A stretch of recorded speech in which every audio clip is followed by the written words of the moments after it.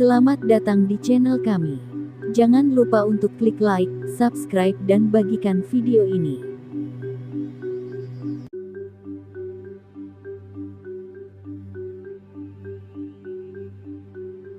Bangkitnya peradaban di Pulau Jawa kerap dikaitkan dengan kisah legenda Aji Saka. Konon, legenda tersebut menceritakan tentang kisah Aji Saka, sosok yang membuat aksara Jawa dan pencipta kalender tahun Saka. Lantas, dari mana asal Aji Saka dan bagaimana kisahnya hingga disebut sebagai tokoh yang membangkitkan peradaban di Jawa? Asal-usul Aji Saka. Legenda menyebut bahwa Aji Saka berasal dari negeri antah berantah bernama Bumi Majeti. Akan tetapi, ada pula yang menafsirkan bahwa Aji Saka adalah keturunan suku Saka dari India. Hal ini dapat dimengerti karena memang terdapat beberapa versi terkait asal-usul ataupun kisah Aji Saka.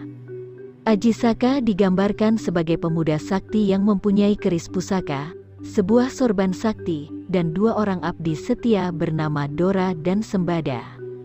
Selain itu, ia adalah pribadi yang suka menolong, termasuk menolong rakyat Jawa dari kekejaman penguasanya.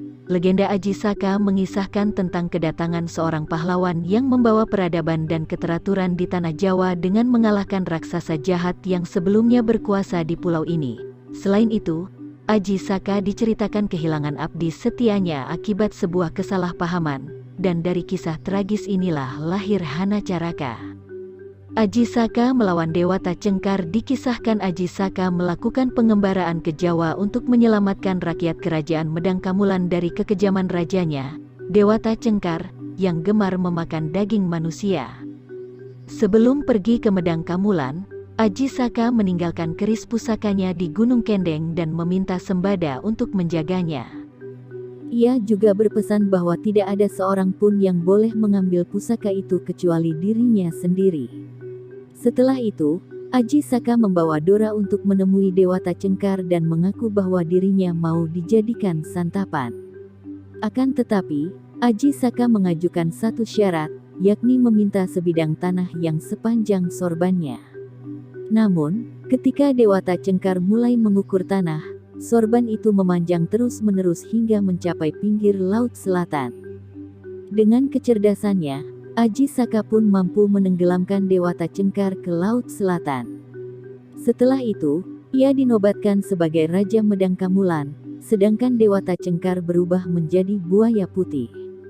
Asal-usul aksara Jawa. Suatu hari, Aji Saka memerintahkan Dora untuk mengambil keris pusaka yang dititipkan kepada Sembada.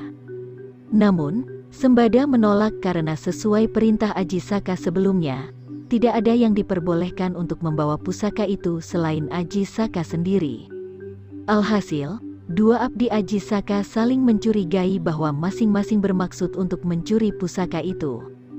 Akhirnya, Sembada dan Dora pun bertarung untuk mempertahankan tanggung jawabnya hingga tewas. Baca juga asal-usul nama kota Dumai dan legenda Putri Tujuh. Ketika Aji Saka menyusul ke Gunung Kendeng, ia menemukan dua abdinya telah meninggal akibat kesalahpahaman. Di depan jasad dua abdinya itu, Aji Saka menciptakan puisi yang isinya sebagai berikut.